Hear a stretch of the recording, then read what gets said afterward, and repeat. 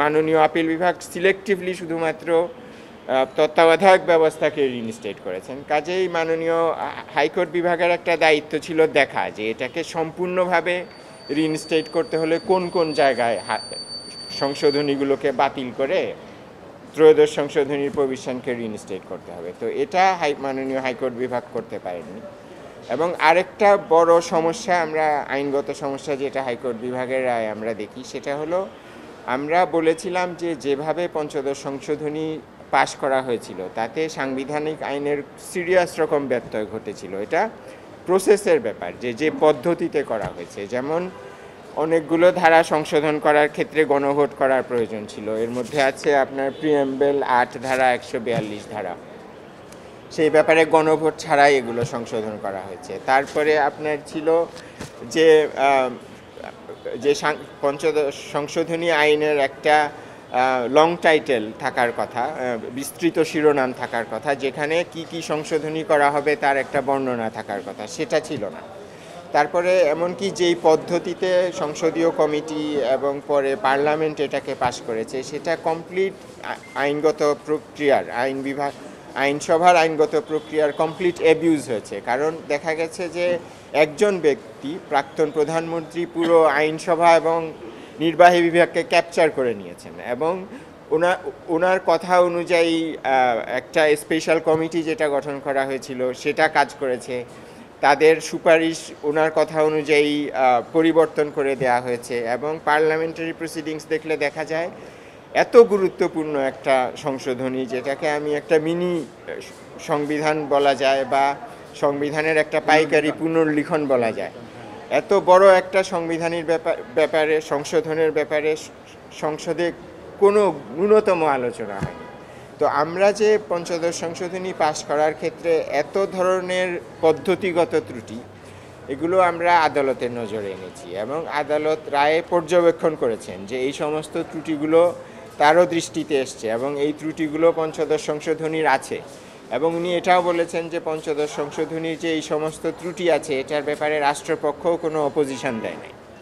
তারপরেও ইনি এই ত্রুটি থাকা সত্ত্বেও পঞ্চদশ সংশোধনী সম্পূর্ণ বাতিল করেন নাই এই যুক্তিতে যে পঞ্চদশ সংশোধনীতে দুই একটা ভালো জিনিস আছে। এর মধ্যে একটা হলো নারী আসন সংখ্যা বৃদ্ধি করা এবং আরেকটা হলো জীব বৈচিত্র্যর ব্যাপারে একটা ধারা আছে। তো এটা আমি মনে করি একটা ভয়ঙ্কর সিদ্ধান্ত, কারণ এই সিদ্ধান্তর ফলে ভবিষ্যতে যে কোনো সংসদ যেই সাংবিধানিক সংশোধনীর যে পদ্ধতিগত সুরক্ষা আছে এটার তো একটা প্রয়োজনীয়তা আছে, যাতে কেউ যেন তেন প্রকারে সংবিধান সংশোধন করতে না পারে। কাজে এই পদ্ধতিগত সুরক্ষা বা সেফগার্ডের একটা ইম্পর্টেন্ট ফাংশন আছে সংবিধান সংশোধনীর ক্ষেত্রে, যে সংবিধান সংশোধনীগুলো যাতে অ্যাকুরেট প্রক্রিয়ায় পাশ হয়, যাতে করে জনগণের ইচ্ছা আকাঙ্ক্ষা প্রতিফলিত হয়।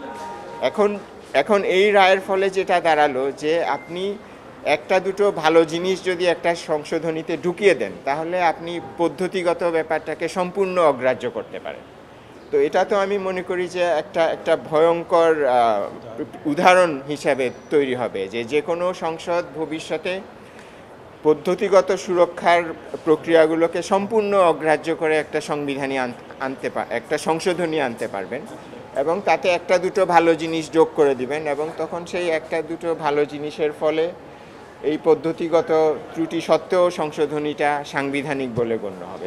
এটা তো হতে পারে না। কাজেই এই আমরা অনেকগুলো জিনিস দেখতে পাচ্ছি যেগুলো আপিল বিভাগ কর্তৃক আবার দেখা প্রয়োজন এবং আবার বিচার বিশ্লেষণ করে এই রায় কতটুকু পরিবর্তন করা প্রয়োজন সাংবিধানিক শাসনের স্বার্থে সেটা আপিল বিভাগ দেখবেন। সেই পরিপ্রেক্ষিতে আমরা এই আপিলটা আজ দায়ের করেছি। বিষয়টা কেমন, অনেকগুলো আইনি বিচ্যুতির মধ্য দিয়ে শীর্ষ যে সিদ্ধান্ত আর কি মাথা কাটা হয়েছে, পুরো বডি রয়ে গেছে না। এটা হলো, আমি যদি তত্ত্বাবধায়ক সরকার ব্যবস্থার কথা বলি, তত্ত্বাবধায়ক সরকার ব্যবস্থার মূল ধারাগুলো সংবিধানে ফিরে এসছে, কিন্তু তত্ত্বাবধায়ক সরকার ব্যবস্থাকে সম্পূর্ণ কার্যকর করতে হলে আরও কিছু ধারা ত্রয়োদশ সংশোধনীর মাধ্যমে যেভাবে পরিবর্তন করা হয়েছিল সেভাবে ফিরে আসার দরকার ছিল, সেটা ফিরে আসে নাই। কাজেই তত্ত্বাবধায়ক সরকার ব্যবস্থা পুরোপুরি কার্যকর করা সম্ভব হবে না মনে হচ্ছে এই রায়ের ফলেও। কারণ ধরুন আপনার তত্ত্বাবধায়ক সরকার ব্যবস্থা চালু করতে হলে তো প্রধান উপদেষ্টা এবং উপদেষ্টার শপথ নিতে হবে।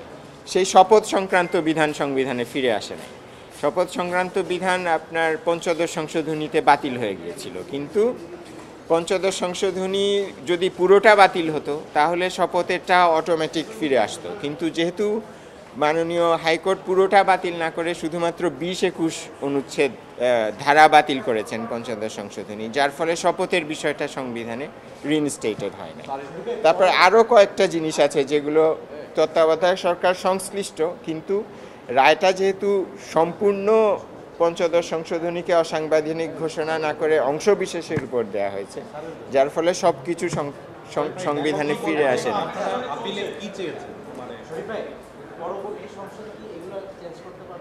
হ্যাঁ হ্যাঁ, সেটা পারবে, সেটা তো আর রায় বলা হয়েছে। সেটা রায় বলা হয়েছে, কিন্তু পরবর্তী এখানে যেটা হলো যে আপনার ওনাদের রায়ের মধ্যে একটা ইন্টারনাল ইনকনসিস্টেন্সি আছে।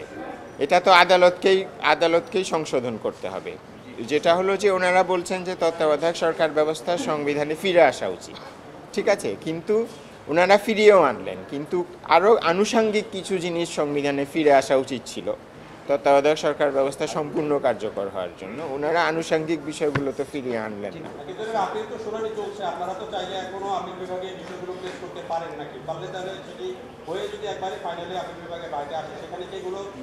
না, আপিল বিভাগে এখন যে রায় চলছে এটা ত্রয়োদশ সংশোধনী নিয়ে। পঞ্চদশ সংশোধনীর আপিল তো আমরা মাত্র গতকাল দিনের শেষে দায়ের করলাম।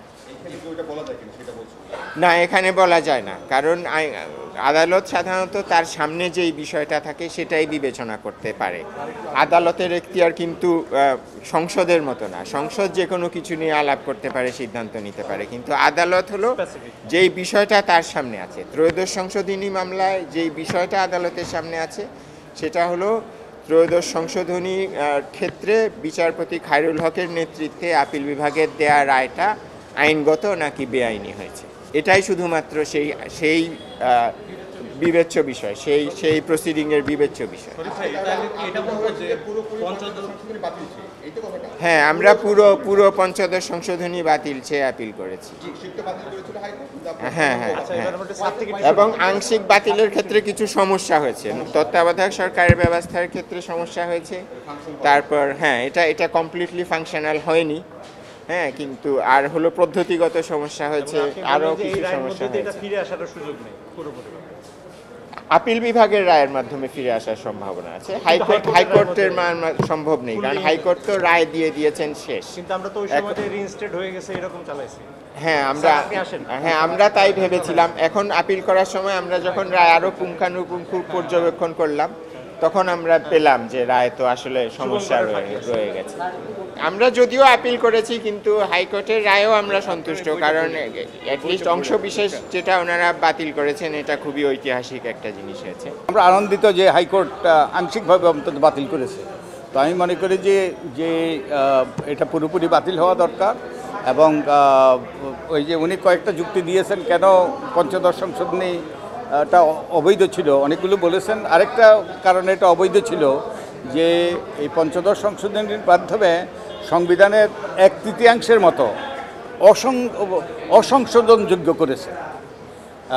ভবিষ্যতে আর এটাতে হাত দেওয়া যাবে না, 1/3 মতো। তার মানে এই যে ওই সংসদ আমাদের তখন তো ছিল কি নবম জাতীয় সংসদ, পরের সংসদের হাত পা বেঁধে দিয়েছে, এটা যেটা করতে পারে না। আর শুধু তাই নয়, বেসিক স্ট্রাকচার সংবিধানের কতগুলো মৌলিক কাঠামো এগুলোই শুধু পরিবর্তন করতে পারে না। আর সংসদের এখতিয়ার রয়েছে সংবিধান সংশোধন করার। এইরকম আরও অনেকগুলো যুক্তি দেওয়া হয়েছে। এইসব যুক্তির কারণে পঞ্চদশ সংশোধনী অবৈধ। এবং তো আমরা আশা করি যে আমাদের আপিল বিভাগে এটা পূর্ণাঙ্গ বাতিল করবে এবং যার মাধ্যমে এটা চূড়ান্ত পর্যায়ে পৌঁছবে, ফাইনালিটিতে উপনীত হবে। তো আমি আনন্দিত যে এই মামলার সাথে আমি জড়িত।